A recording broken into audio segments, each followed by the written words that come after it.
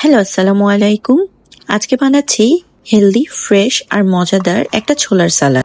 প্রথমেই সেদ্ধ ছোলা নিচ্ছি, প্রোটিনে ভরপুর, সুস্থ থাকার জন্য পারফেক্ট।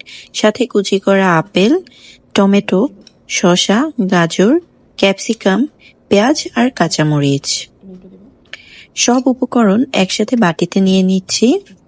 আর এবার এই উপকরণগুলো বাটিতে নেওয়ার পর একটা ড্রেসিং তৈরি করে নিব সালাদের জন্য।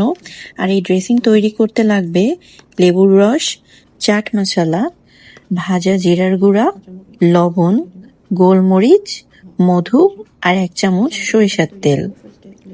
এখন এই সবগুলো উপকরণ একটা বাটিতে নিয়ে নিব, নিয়ে ভালোভাবে মিক্স করব।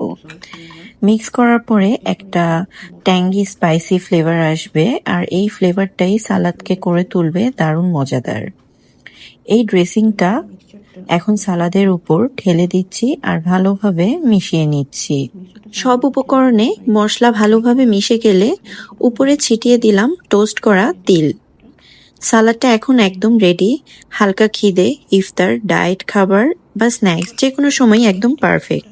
রেসিপিটা কেমন লাগলো তা কমেন্টে জানাবেন এবং পছন্দ হলে শেয়ার করতে ভুলবেন না।